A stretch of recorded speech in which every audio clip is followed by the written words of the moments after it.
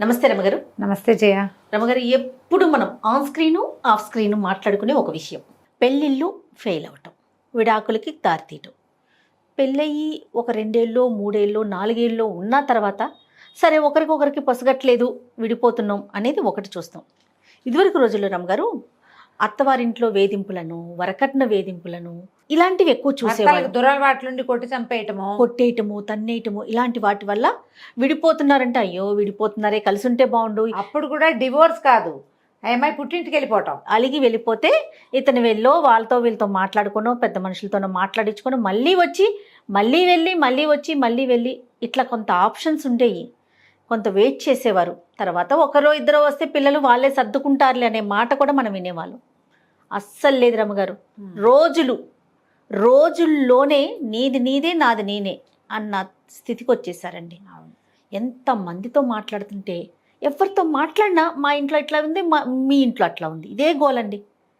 ఎందుకు రమ్మగారు ఇంత పెరిగిపోతుంది? రీజన్ ఏంటంటారు? మల్టిపుల్ రీజన్స్ ఉన్నాయి పెళ్ళి ఫెయిల్ అవ్వడానికి. నేను 10 చెప్తా, చెప్పండి. ఇంకో 10 ఉన్నాయి, ఇంకో 10 ఉంటాయి. మొట్టమొదటిది హై ఎక్స్పెక్టేషన్స్ జయ, ఒకరి మీద ఒకరికి. పెళ్ళంటే అవగాహన లేకపోవటం. పెళ్ళి పట్ల పెళ్ళంటే సామాన్య వస్తువులు కొనుక్కోవటం, అవి కొనుక్కోవటం, ఇవి కొనుక్కోవటం, గ్రాండ్గా చేసుకోవటం, అద్భుతమైన ఫోటోలు అన్నీ బాగా చక్కగా చేసుకోవటం, ప్రతిదీ ప్రొజెక్ట్ చేయటం, ఇదే అనుకుంటారు. కానీ అసలు అడ్జస్ట్ అవ్వటం అన్న మాట పెళ్ళి మీ పట్ల అవగాహన లేకపోవటం. రెండోది ఎప్పుడు విశ్వాసఘాతకంగా ప్రవర్తించడం. ఫెయిత్ కోల్పోతారు జయ ఒకళ్ళ పట్ల. ఎంత పెద్ద మాట చెప్పారు రమ్మగారు. అవును, విశ్వాసఘాతకమే కదా జయ అది. నీకు ఇంత గ్రాండ్గా ఇన్ని లక్షలు ఖర్చు పెట్టి ఓ పిల్ల దాని ఇల్లు వాకిలి జీవితం అన్నీ వదిలిపెట్టుకుని ఓ కుర్రాడితో ఉండటానికి వస్తుంది. కుర్రవాడు కూడా తన జీవితంలో అప్పటిదాకా ఉన్న పాత్రలన్నీ ఒక ఎత్తైతే కొత్తగా వచ్చిన పాత్రే ఇంపార్టెంట్ అని ఉండాలి కదా వీళ్ళిద్దరు. అంతేనా పెళ్ళి? అంతే కదా. ఆ అమ్మాయి తనదంతా వెనక్కి వదిలేయాలి, టచ్ ఉంచుకోవాలి. ఈ అబ్బాయి కూడా వాళ్ళతో ఉండాలి, కానీ హెచ్చుగా ఈ అమ్మాయిని చూసుకోవాలి. ఒకళ్ళ బాధ్యత ఒకళ్ళు వహించాలి. ముందే వీళ్ళు ఎంతసేపు ఇతరత్రా స్నేహాల కోసం వీళ్ళని మోసం చేసేస్తున్నారు జయ. అది చాలా ఎక్కువగా ఉంది ఇప్పుడు. రెండు వైపులా ఉంటుంది. రెండు వైపులా 100%. నేను అందుకనే అమ్మాయి నమ్ముతోంది అని చెప్పట్లేదు జయ, అబ్బాయి కూడా నమ్ముతాడు. భార్య వస్తే జీవితం అద్భుతంగా ఉంటుంది అనుకుంటున్నారు చాలామంది మగపిల్లలు. అమ్మాయి ఇచ్చి అన్నం వండి పెడుతుంది, అమ్మాయి ఇచ్చి ఇల్లు చూసుకుంటుంది, అమ్మాయి ఇచ్చి నన్ను నిలబెడుతుంది, దేవుడు ఇచ్చిన ఫ్రెండ్గా భావించే మగపిల్లలు ఇంకా ఉన్నారు మా కూడా 50% ఉన్నారు. వాళ్ళు మోసానికి గురైపోతారు. వీళ్ళకి ఏదైతే తమ పుట్టిల్లే ఇంపార్టెంటు, లేదా తమ స్నేహాలే ఇంపార్టెంటు, తమ జీవితమే తమే ఇంపార్టెంట్. వీడొద్దు, వీడు కొంచెం ఇంపార్టెంట్, వాళ్ళ అమ్మ వాళ్ళ అసలు లగేజ్, వాడి ఐడియాలజీ, వాడి వ్యవహారం, వాడి ఏం అక్కర్లేదు అమ్మాయిలకి. ఈ అబ్బాయిలకి ఏమైనా ఉంటుంది కొంతమందికి, దాని ఇల్లు వాకిలన్నీ వెనకాల పడి ఉండిపోవాలి, అసలు దానికి సంబంధం లేదు, అంతా నేనేగా ఉండాలి, నాదేగా ఉండాలి, నేను చెప్పిన మాట వినాలి, దాని డబ్బంతా నాకు ఇచ్చేయాలి, అది నా కాలి కింద చెప్పులా ఉండాలనుకుంటున్న వాళ్ళు కొంతమంది. ఇది ఒక కారణం. 2 ఫ్యామిలీల ఇన్వాల్వ్మెంటు డివోర్స్కి ఒక కారణం. శారీరకమైన అవగాహన, ఫిజికల్ థింగ్స్ వల్ల డివోర్స్ తీసుకుంటున్న వాళ్ళు కూడా ఉన్నారు. ఇవాళ రేపు మగ పిల్లలకి డిజబిలిటీ చేతకాంతనం అనుకుందాం, దాన్ని ఇంతకంటే మంచి పదాలు ఇంకా పెద్ద పదాలు నేను వాడలేను.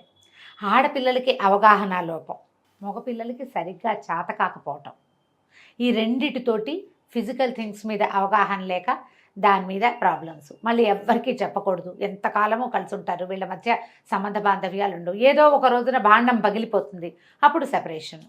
అదేదో మొదట ఏడితే ఓ డాక్టర్ని చూసి, ఓ సైకాలజిస్ట్ చూసి, ఒక ఎవరైనా ఆ ఫిజియాలజీ మీద దాని గురించి మాట్లాడే వాళ్ళు ఎవరైనా ఉండి వాట్ ఈజ్ వాట్ అని, దిస్ ఈజ్ దిస్ అని చెప్పాలి కదా. వీళ్ళకి చేత కాకపోతే ఊరుకోవటం, సంవత్సరాల తరబడి ఉండిపోవటం. ఈ లోపల ఈ అమ్మాయి ఎక్కడ తెంపుకుపోతుందని అబ్బాయిలు దౌష్ట్యం చూపించి దాన్ని ఎలాగైనా ఇలా కంట్రోల్ చేయలేకపోతున్నాము. శారీరకంగా లొంగుబాటు లేదు, అందుకని ఏదో రకంగా లొంగదీయాలనే ధోరణి. తర్వాత మెల్లిగా ఏమవుతుంది, ఎమోషనల్ బ్లాక్మెయిల్ చేయటం, ఒకళ్ళనొకళ్ళు బ్లాక్మెయిల్ చేసుకోవటం, ఒకళ్ళ మీద ఒకళ్ళు నిఘాలు పెట్టడం, ప్రతిదానికి లెగ్ పుల్లింగు. చేత కాకపోతే చేత కావట్లేదో అని అందరికీ చెప్పడం. పని చేత కాదు, ఇంకేదో చేత కాదు, అదేదో రాదు, ఇది రాదు, అది రాదు, ఇది రాదు, వీళ్ళు వాళ్ళు ఇంతే, వీళ్ళ అమ్మ ఇంతే, వీళ్ళ నాన్న ఇంతే అంటాం. ఇందులో మళ్ళీ ఇంకోటి, ఈ అమ్మాయిలో అబ్బాయిలో తెలివి తక్కువగా ఫ్యామిలీ హిస్టరీలంతా స్పౌజ్కి రివీల్ చేసేయటం, దాని మీద గొడవలు, కొట్లాట, పోట్లాట. వీటితో పాటు డబ్బు ఒక ప్రధాన పాత్ర పోషిస్తుంది. ఎవరికి ఎక్కువ జీతాలు, వీళ్ళకి లేకపోయినా చుట్టాలో పక్కాలో ఫ్రెండ్స్ ఎవరికైనా మీ ఆవిడకి నీకంటే ఎక్కువ జీతం అని మొదలెడతారు. అక్కడి నుంచి ఈగో స్టార్ట్, దాని మీద కొట్టుకోవటం మొదలు పెడతారు.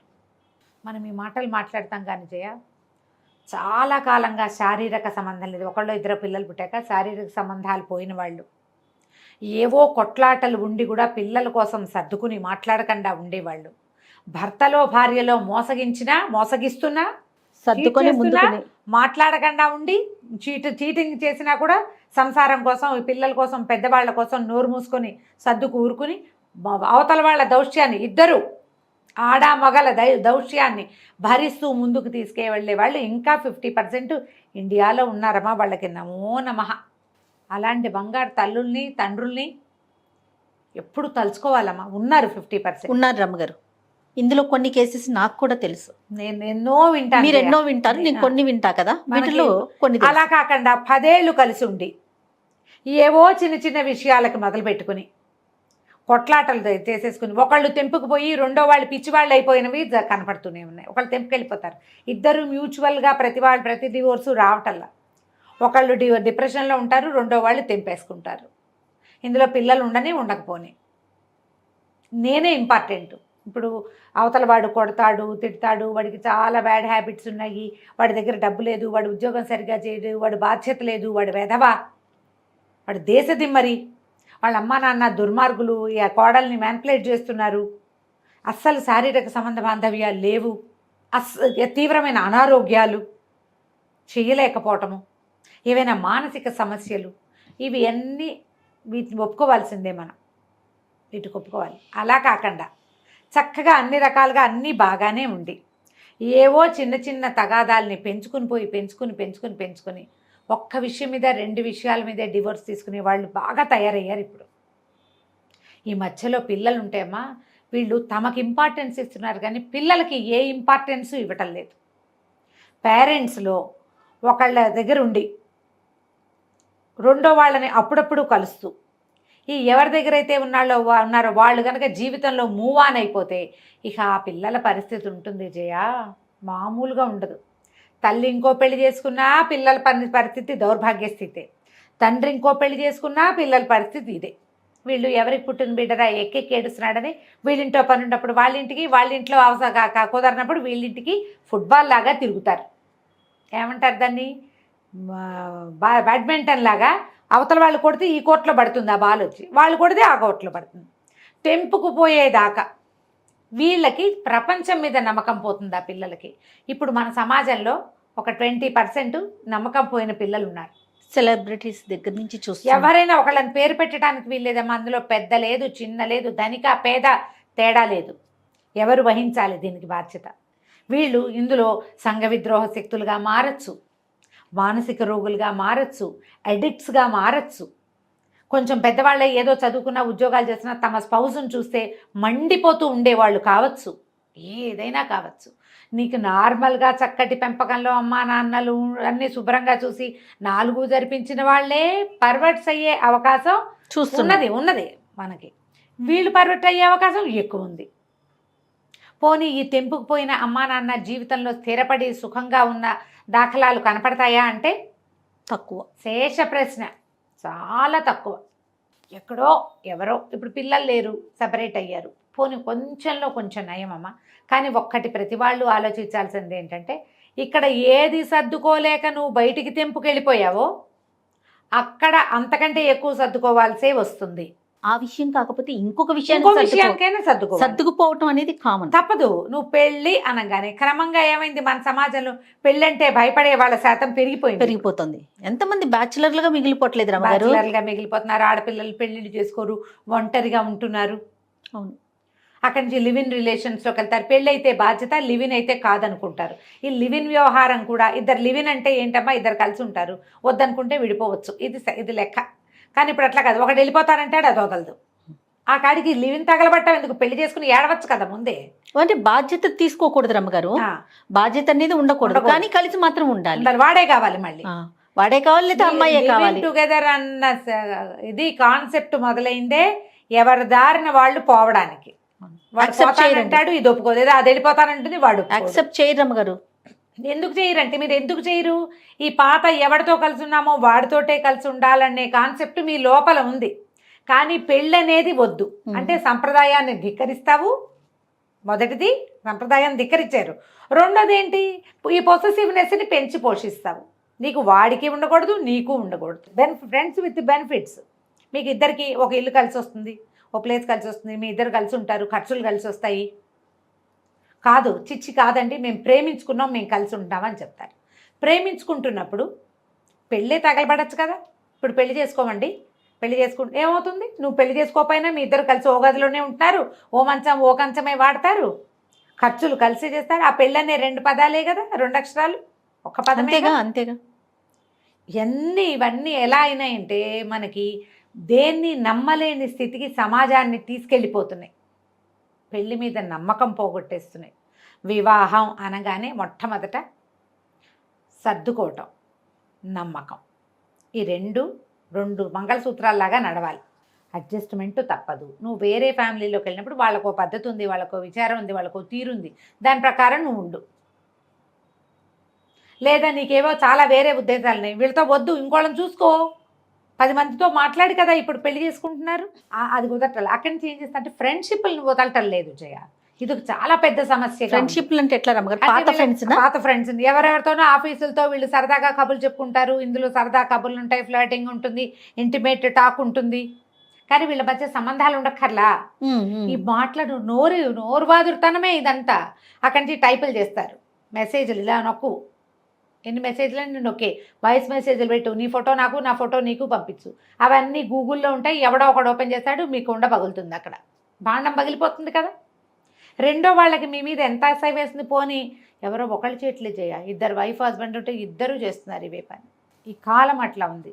ఇది ఎవరి గోల వారిదే. ఎవడు ముందు బయటపడితే వాడు దొంగ, అంతే. బయటపడకపోయినా దొంగలు ఉంటున్నారు. ఒకసారి పెళ్ళయ్యాక పాత ఫ్రెండ్షిప్ని ఒక గీత పెట్టి అక్కడ ఉంచడం నేర్చుకోవట్లేదు. ఈ ఆడమగ ఫ్రెండ్షిప్ అనేది ఒక చాలా సహజమైన విషయంగా తీసుకుంటున్నాం కదా, అదే పెద్ద ఇబ్బంది అవుతుంది. వీళ్ళు చిన్నప్పటి నుంచి ఇట్లా కాలేజ్ మేట్స్, కొంతమంది పిల్లలు, నేను విన్న కేసే చెప్తున్నానమ్మా, మనకి కౌన్సిలింగ్ కేసు కాదు, ఒక జరిగిన విషయం. కాలేజీ ఫ్రెండ్స్ 3 అబ్బాయిలు 4 అమ్మాయిలు, లేదా 2 అమ్మాయిలు 3 అబ్బాయిలు, 2 అమ్మాయిలకి పెళ్ళిళ్ళైనాయి, 3 అబ్బాయిలకి ఎవరి వాళ్ళు పెళ్ళిళ్ళు చేసుకున్నారు. వీళ్ళు ఎప్పుడూ కలిసే ఉంటారు. ఈ పెళ్ళైన అమ్మాయికి అమ్మాయి మొగుడు ఆ అమ్మాయి ఫోన్లో, అమ్మాయి పాత ఐఫోన్ ఒకటి వదిలిపెట్టేసి తర్వాత ఇంకో ఫోన్ ఏదో కొనుక్కుంది, ఆ ఫోన్ ఇంట్లో ఉంది. అతను ఎప్పుడో చూశాడు. ఈ అమ్మాయి 3 ఫ్రెండ్స్లో ఒకటితోటి ఇంటిమేట్ టాక్ ఉంది అందులో. ఇప్పటికీ వాళ్ళు క్లోజ్గానే ఉన్నారు ఫ్రెండ్స్. అవును, అప్పుడు ఒక క్రష్ నడిచింది, ఇప్పుడు లేదు. ఇప్పుడు మరి మీ ఇద్దరు పోనీ క్రష్ నడిచింది, బాగుంది, ఓకే, సహజం. ఇది ఈ పెళ్ళిళ్ళు అయ్యాక కొంచెం తగ్గించుకోవాలా, పూర్తిగా అసలు మానేయాలి, తగ్గించుకోవటం కాదు. దీని మీద కొట్లాట గొడవ, చివరికి డివోర్స్. ఇలా ఆఫీస్ ఫ్రెండ్స్ అని, కొలీగ్స్ అని, పాత ఆఫీసులో friends, Facebook friends, messenger friends, Insta friends, పక్కింటి వాళ్ళు, వెనకింటి వాళ్ళు, మన ఫ్రెండ్ 36 ఫ్రెండ్స్, ఆ చివరి వాడెవడో ఫ్రెండు, పెళ్లి చూపుల వాళ్ళతో వచ్చిన వాళ్ళు ఫ్రెండ్స్, పెళ్లి సంబంధాలు 10-20 చూశారు, అందరితో పిల్లలు వెళ్ళి మాట్లాడతారు. ఆ ఫస్ట్ ఫ్రెండ్ పెళ్లి కొడుకులు కూడా టచ్లో ఉంటున్నారమ్మా. నిజంగా ఎంత ఘోరంగా ఉంది. ఆడపిల్లలు కూడా, పెళ్లి కూతుర్లు కూడా హాయ్ పెట్టడం, గుడ్ మార్నింగ్ పెట్టడం, ఏదో మాట్లాడడం. అది అక్కడితో ఆగితే పర్వాలా. నీ ఫ్రెండ్ని నీ పార్ట్నర్ కూడా నువ్వు చెప్పుకోగలిగే ఫ్రెండ్షిప్ అయితే ఓకే, తప్పు లేదు, అమ్మాయి అబ్బాయి మాట్లాడుకోవచ్చు, అందులో తప్పే లేదు. నువ్వు సీక్రసీ మెయింటైన్ చేస్తున్నారే. మనం డెస్పరేట్గా సీక్రసీ కాదు, సీక్రెట్గా మెయింటైన్ చేయొచ్చు. వీళ్ళతో ఒట్టి హాలోలతోటి ఆగట్లేదు అంటున్నాను నేను. ఇప్పుడు ఫ్రెండ్షిప్ చేయకూడదని ఎందుకంటాం జయ మనం? అదే కదా. ఇప్పుడు మన సార్వజనీనంగా మనకు ఎవడో మొహం తెలియని వాళ్ళతో ఫ్రెండ్షిప్ చేయటమే మన ప్రపంచంగా ఉంది. దీనికి ఒక హద్దు, ఒక గీత ఉండద్దు, గీతలు లేవు. ఈ గీతలు ఎక్కడ నేర్పబడాలో చెప్పు. ఇప్పుడు ఖచ్చితంగా చిన్నప్పటి నుంచి తల్లి తండ్రి, ఇంట్లో మీకు మీరు సొంతంగా గీతలు గీసుకుంటేనే మన పిల్లలకి మనం చెప్పగలుగుతాం ఉంటుంది. తర్వాత పెళ్ళి అంటే ఈ ఫోటోలు కాదు, ఈ మ్యారేజ్ బ్యూరోలకు వెళ్ళటం ఒకటే కాదమ్మా, అడ్జస్ట్మెంటు, ఈ పరిస్థితులు ఉంటాయని పేరెంట్స్ పిల్లలకి చెప్పుకోవాలి, లేదా ఎవరితోటైనా చెప్పించాలి. అవును, ఈ లెవెల్ ఇక్కడ దాకా ఈ పద్ధతులు ఇంత మటుకే ఉండాలి, ఇంతకు మించి ఉండకూడదు. ఒకళ్ళనొకళ్ళు ఎంకరేజ్ చేసుకుని అందరూ కలిసి మూకంబడిగా ఎవరెవరితోటో స్నేహాలు చేసి కొంపలు ముంచుకుంటున్నారు కదమ్మా. ఇప్పుడు నీ ఫోటో నేను షేర్ చేయటం, నా ఫోటో నువ్వు షేర్ చేయడం, తర్వాత అది ఎక్కడో తేలుతుంది. దాని మీద మళ్ళీ సైబర్ క్రైమ్ అని ఇంకో క్రైమ్ అని. నువ్వు హద్దులో ఉంటే అసలు క్రైమ్ దాకా ఎందుకు వెళ్తుంది? అస్సలు ఆగలేకపోతారు ఆగలేకపోతున్నారండి. పోతున్నారు. ఇవి పైగా చిన్నప్పుడు 15-18 ఏళ్ల వయసులో చేసినవి 30 ఏళ్ళు వచ్చాక అది బయటపడటం, దాని మీద రగడ, దాని మీద కొట్లాట. అప్పుడెప్పుడో చిన్నప్పుడు తెలియక చేశాము అని చెప్పుకోలేకపోవటం, పోట్లాడేసరికి కదా నువ్వు చేయలేదా అని వాడి ఫోటోల కోసం వెతకటం, వీళ్ళని కనుక్కోవటం, వాళ్ళ గురించి. పెళ్లి చేసుకునే ముందే ఆలోచించుకుని చేసుకోండి. డివోర్స్కి దారి తీసే పరిస్థితులు ఏమేమి రావచ్చో వాటిని ముందే సార్ట్ అవుట్ చేసుకుని లేదా దాని మీద మాట్లాడుకుని ఒక బంధంలోకి అడుగు పెట్టాక దాన్ని సజావుగా తీసుకెళ్లాలనే ఒక ఇంగితంతో ప్రవర్తించాలి. వీడు కాదు వదిలేసావు, వాడు కాదు, ఎంతమంది వదిలేస్తావు? అంతే కదా. నువ్వు ఎంతమందికి చులకనైపోతావు? ప్రతి వాళ్ళు ఆడాలని మగాళ్ళని కూడా ఈజీగా తీసుకుంటుంది కదా మా ప్రపంచం. అవును అవును. నువ్వు ఈజీగా తీసుకోకూడదు అంటే నీకు ఒక గీత, ఒక హద్దు ఉండాలి. మనం చెప్పగలిగింది ఇదే చేయాలి. అంతే రమ్మగారు. ఇంకా అంతకంటే ఏం చెప్పలేకపోతాం కదా. సో ప్రీ మ్యారిటల్ బాగా చెప్పచ్చు. ప్రీ మ్యారిటల్ కౌన్సిలింగ్ అనేది చాలా చాలా అవసరమైన రోజులో ఉన్నాం. అవును. అవునా కదా రమ్మగారు? అవును, తప్పకుండా. ఇప్పుడు ఇద్దరే మాట్లాడుకుంటే సార్ట్అవుట్ కాకపోవచ్చు, లేదా ఫ్యామిలీ మెంబర్స్ ముందు అన్ని చెప్పుకోలేకపోవచ్చు. అవును. ఇది కొంచెం దీన్ని ఉపయోగించుకుంటే యూత్ కాస్త బాగుంటుంది. యూత్ అంటే మళ్ళీ 20లే కాదు 30లో ఉన్న వాళ్ళకు కూడా ఇది అవసరం. ఎవరైనా కూడాను ప్రీ మ్యారిటల్ అంటే మనకు అవకాశం మన చేతిలో ఉంటుంది, పోస్ట్ మ్యారిటల్ మన చేతిలో ఉండదు కదా రమ్మగారు. అప్పుడు ఇంకోటి వచ్చేస్తాడు కదా లైఫ్ లో, ఒకటో 2+1 అయిపోతుంది కదా. అవును అవును. కాబట్టి కొంచెం జాగ్రత్తగా ఆలోచించి పెళ్లికి ప్రిపేర్ అవ్వడానికి ముందు ప్రపంచంలో ఎలాంటివి జరుగుతున్నాయి, ఎలాంటివి జరగచ్చు, దానికి మనం ఎట్లా ఉండాలి, మనం ఏం చేయొచ్చు, ఏం చేయకూడదు అనేది ఆలోచించుకోవాలి. పెద్దవాళ్ళు చెప్పాలి, ఫ్రెండ్స్తో డిస్కస్ చేసుకోవాలి, అప్పుడు ముందుకెళ్ళాలి. రైట్ అండి. నమస్తే రమ్మగారు. నమస్తే.